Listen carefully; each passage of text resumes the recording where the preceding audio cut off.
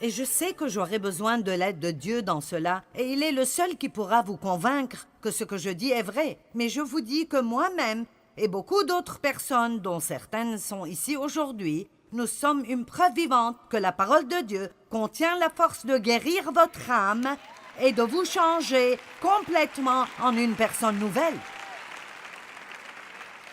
Vous n'avez pas à rester une victime de quoi que ce soit. Alléluia. Oh, voyons ce que nous avons ici.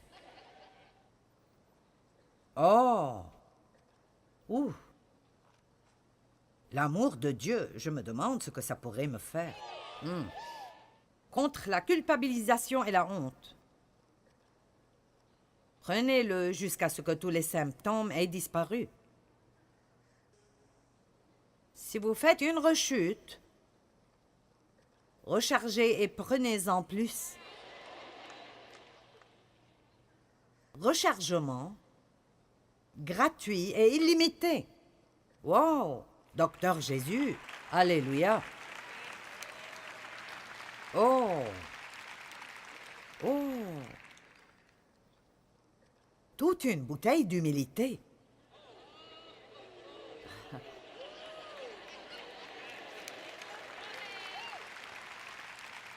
Prenez-en pour l'arrogance, l'orgueil et la prétention. Prenez-en pour le jugement et le criticisme. Rechargement illimité. Prenez-en jusqu'à ce que les symptômes disparaissent. J'ai eu besoin d'une bouteille fraîche de cela récemment. J'ai pris cela régulièrement pendant toutes mes 38 années de ministère. J'en ai toujours besoin. En fait, j'ai toujours besoin de tout cela plutôt régulièrement. Oh! Wow! La générosité, comment ça va m'aider? Oh, prenez-en pour l'égoïsme.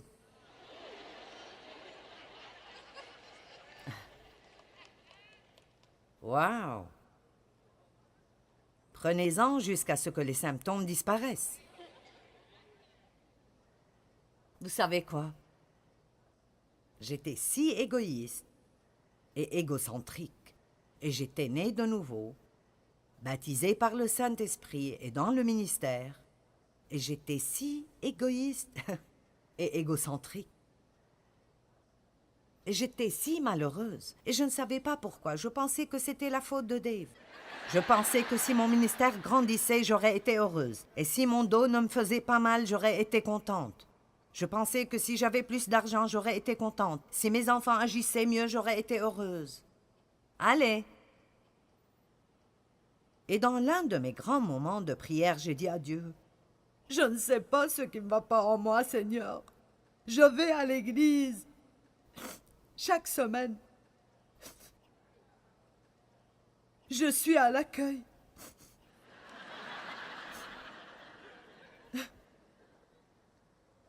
Je ne sais pas pourquoi je suis si malheureuse. Et je vous le dis, vous pouvez dire ce que vous voulez à propos de si Dieu nous parle ou ne nous parle pas, mais Dieu m'a dit,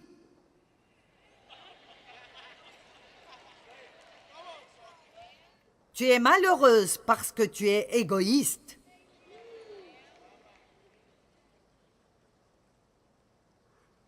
Alors j'ai commencé à étudier l'amour et à étudier, et à étudier, et à étudier, et à étudier, et je l'étudie toujours. Apprenez à être des personnes généreuses. Ne faites pas le moins que vous puissiez faire. Faites le plus que vous pouvez faire, et faites-le exprès. Je vais fermer l'armoire pour 1 minute. Hébreux 4. Vous me suivez toujours? Est-ce que ça va au-delà de vos cerveaux pour arriver à votre esprit? Car la parole de Dieu est vivante et efficace. Vivante et pleine de puissance. Il n'y a qu'une seule chose qui sort la mort dans nous, et c'est la vie.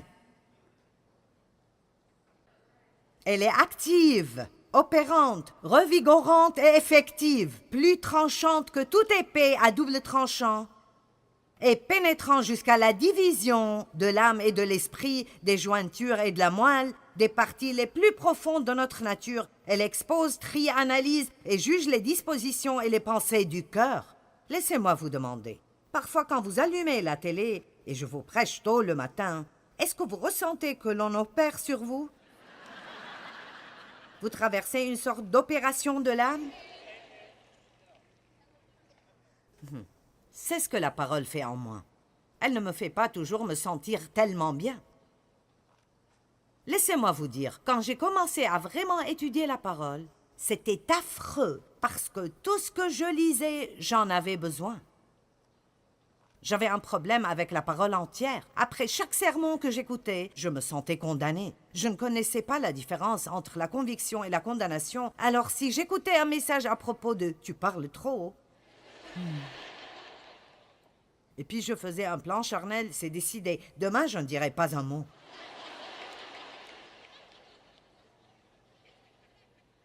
Et je marchais à la maison. Et quelqu'un me disait « Qu'est-ce qui te prend aujourd'hui ?» Et je disais « Si je parle, vous n'aimez pas. Et si je ne parle pas, vous n'aimez pas. » Vous savez comment on appelle ça la chrétienté enfantine et bébé? Je ne savais pas que ce que je devais dire était « Oui, Seigneur, tu as raison, je suis convaincu. Je dis beaucoup de choses qui blessent les gens, et je dis beaucoup de choses qui me blessent à moi, et je veux changer, et je te demande de me changer, et j'irai à ta parole, et je prendrai mes médicaments. »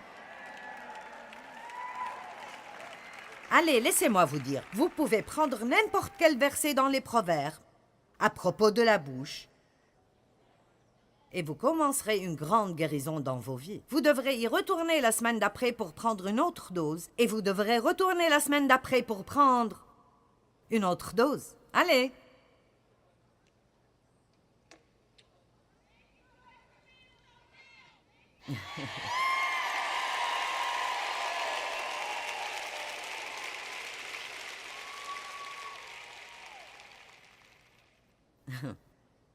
Vous savez, ce que j'ai fait aujourd'hui entre les sessions, je suis allée manger, mais après, je me suis arrêtée à un magasin et j'ai acheté près de 7 pièces de vêtements pour une amie. Je n'essaie pas de vous montrer combien je suis bonne, mais j'essaie de vous dire comment je reste heureuse.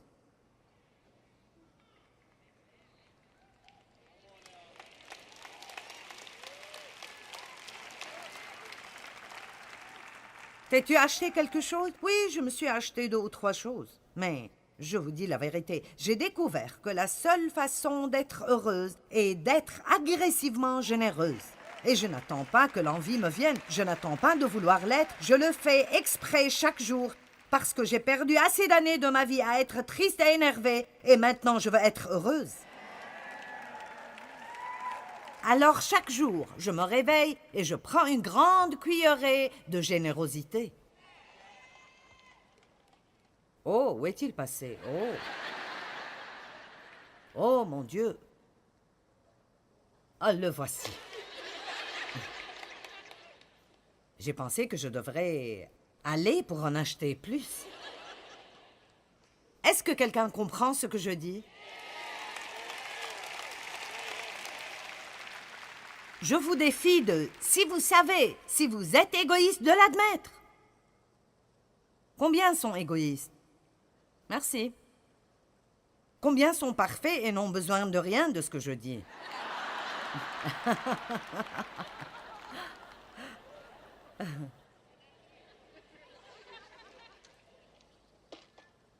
Waouh! L'énergie du Saint-Esprit.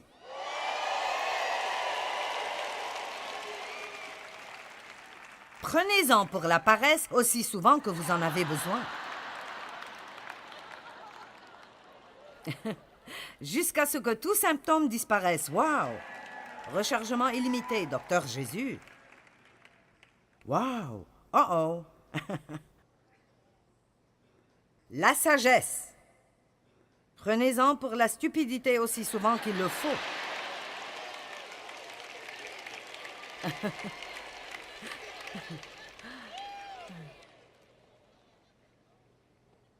Mon Dieu! Ouh! Comment pouvez-vous être chrétien et vous ennuyer?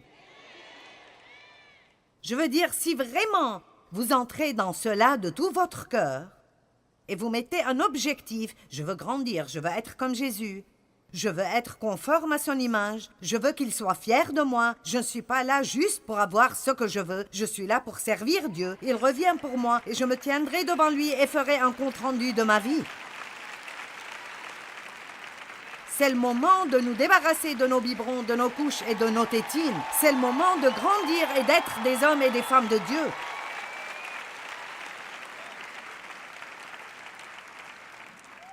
Au moins, si vous ne voulez pas prendre vos médicaments et voulez rester malade exprès, admettez-le et dites « J'ai tellement de problèmes parce que je ne veux juste pas changer. »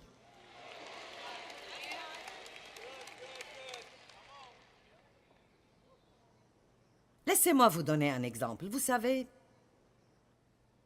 je me souviens qu'une fois, Dave et moi nous disputions et je me suis tellement énervée contre lui. Il m'a blessée et vous savez comment c'est. Vous allez dans toutes les chambres de la maison, sauf celle où il est. Vous ne parlez plus, vous murmurez seulement.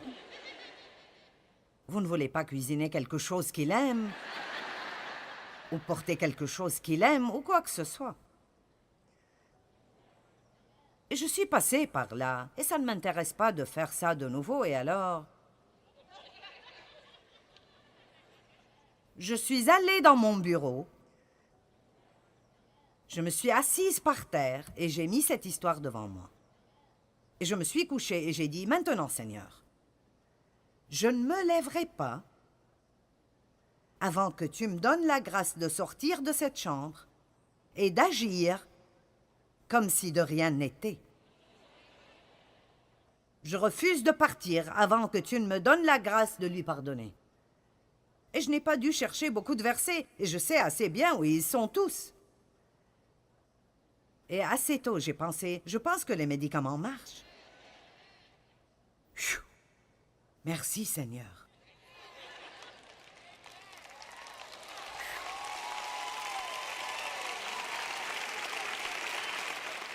Eh bien, chérie, que veux-tu regarder à la télé ce soir? Je t'amène quelque chose à boire?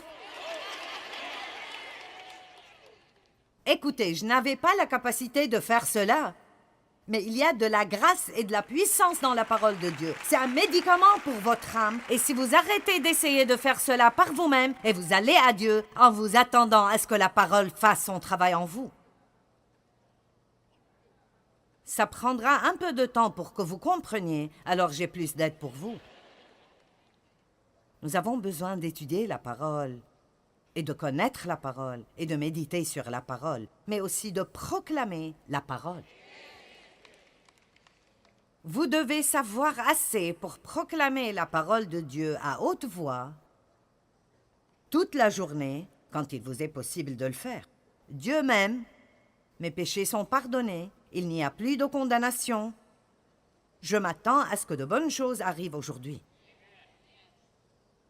Mais j'ai fait votre devoir pour vous. Nous appelons cela le livre mauve. Je ne sais pas pourquoi, c'est juste parce qu'il est mauve. Il est intitulé « La puissance secrète de la proclamation de la parole de Dieu ». Vous voyez, ils ont ce livre. Et il est petit, je veux dire, vous pouvez le porter dans votre sac, ou le mettre dans votre valise, ou dans la boîte à gants de votre voiture, n'importe. Et, en fait, j'ai divisé ce livre en quelques catégories pour que, quand vous faites face à une attaque, votre médicament est juste là. La colère, l'onction, l'anxiété, l'inquiétude, l'autorité, les compromis, les responsabilités civiques, les confessions, la confiance. Par exemple, disons que je ressens que je ne suis pas vraiment sûre de moi aujourd'hui. J'ai un vrai sentiment d'insécurité. Et je dois faire une demande d'emploi ici, et je suis effrayée. Voyons.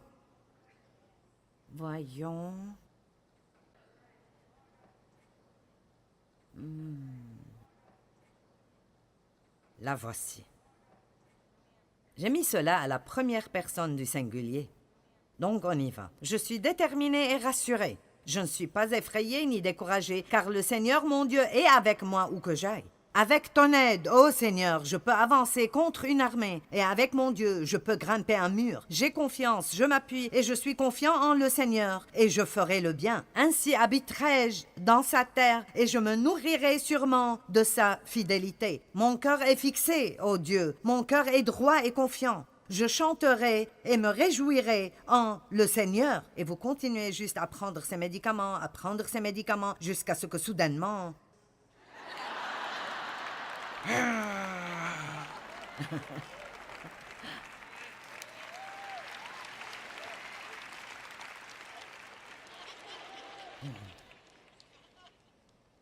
Vous me suivez?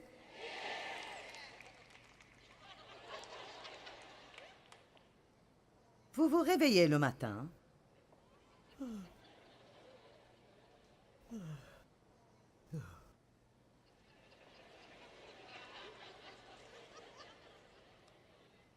Oh, Jésus, aide-moi.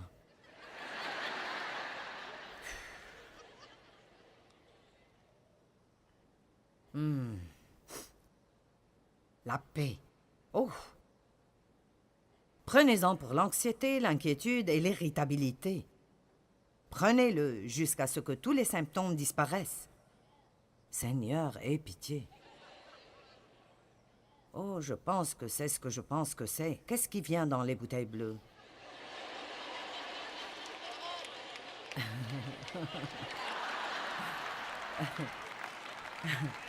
Oh, bonté, je pense que c'est le mot en D. Je ne prendrai pas ça.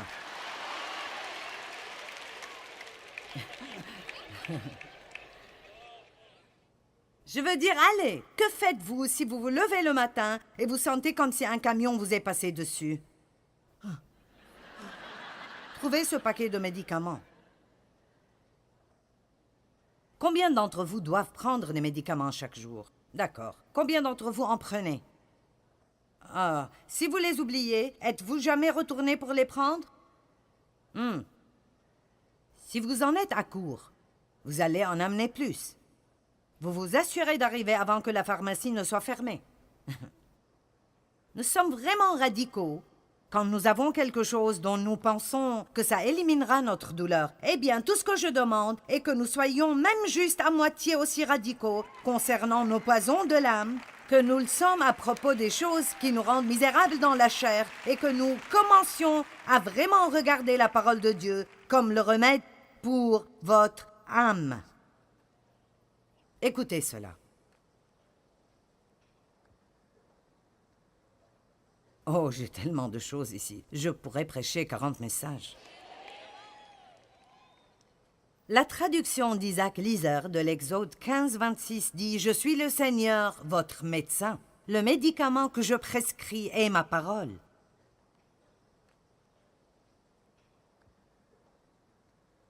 Méditez sur la parole, proclamez la parole. Matthieu 7-24.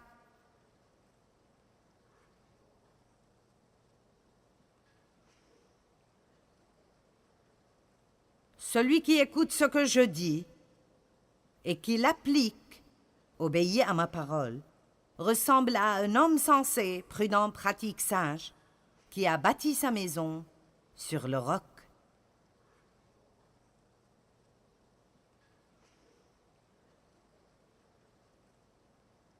Regardons le verset 25. Il a plu à verse, les fleuves ont débordé, les vents ont soufflé contre cette maison. Elle ne s'est pas effondrée. Nous n'avons pas à avoir peur du tout des temps dans lesquels nous vivons. Si nous avons construit notre maison sur le roc.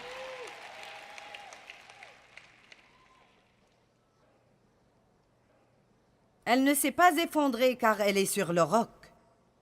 Mais celui qui écoute mes paroles sans faire ce que je dis ressemble à un homme assez fou pour construire sa maison sur le sable. Il a plu à verse, Les fleuves ont débordé, les vents ont soufflé avec violence contre cette maison. Elle s'est effondrée et sa ruine a été complète. Les 3 petits cochons. Il était une fois 3 petits cochons.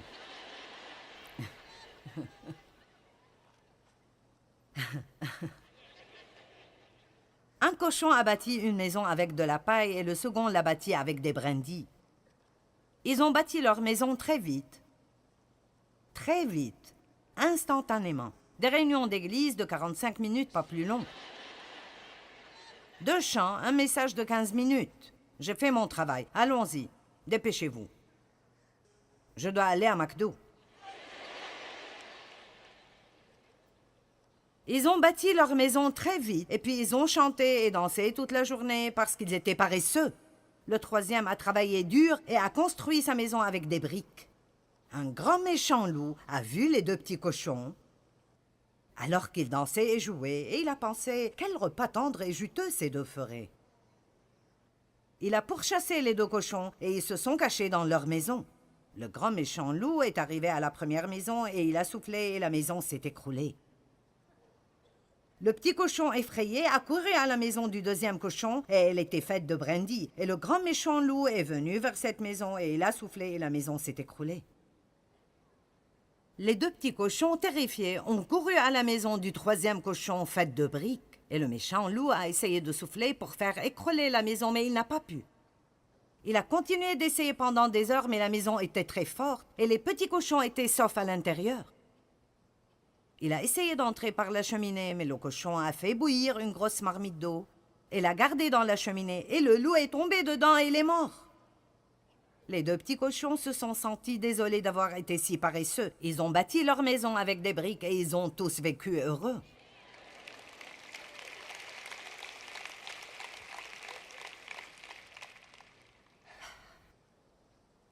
Apocalypse 19.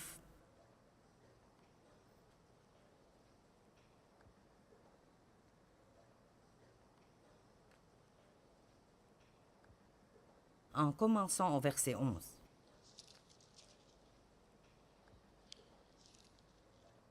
J'ai lu ceci ce matin et j'ai voulu me mettre debout dans ma chambre d'hôtel et crier à haute voix. Là-dessus, je vis le ciel ouvert. Et voici, il y avait un cheval blanc. Son cavalier s'appelle Fidèle, digne de confiance, loyal, incorruptible, droit et véritable. Il juge avec équité, il combat pour la justice, la sainteté, la vertu et la droiture. Ses yeux flamboient comme une flamme ardente. Sur sa tête étaient plusieurs couronnes et diadèmes. Il avait un titre, un nom, écrit que personne d'autre ne connaît et ne comprend. Et il était revêtu d'un vêtement teint de sang. Le titre par lequel il est appelé est la parole de Dieu. La parole de Dieu. La parole de Dieu. Et le titre par lequel il est appelé est la parole du Dieu vivant. Et Christ, la parole de Dieu, est devenu chair et a habité parmi nous. Et le Saint-Esprit a oint des hommes pour écrire ce que l'on appelle la Bible, et personne n'a jamais pu s'en débarrasser ou la détruire. Ils l'ont gardée cachée pendant longtemps. On appelle cela l'âge des ténèbres. C'est normal que cela s'appelle l'âge des ténèbres, parce qu'ils avaient caché la lumière du monde. Mais comme Dieu le fait toujours, il s'est libéré. Et laissez-moi vous le dire, Dieu se libérera de nouveau dans notre société, parce que personne ne se débarrassera de Dieu. Vous ne pouvez pas vraiment exclure Dieu des écoles. Vous ne pouvez pas le faire sortir de quoi que ce soit, parce qu'il possède tout et il est tout. Et moi, au moins, j'ai pris ma décision. J'aimerai la parole, je vivrai par la parole. Je mangerai la parole, je méditerai sur la parole, j'étudierai la parole, je proclamerai la parole, parce qu'elle est le remède dont j'ai besoin pour tous les poisons dans mon âme. Et c'est ce que vous devez faire aussi pour le poison dans votre âme. Allez, prenons un engagement d'aimer la parole comme jamais nous ne l'avons fait.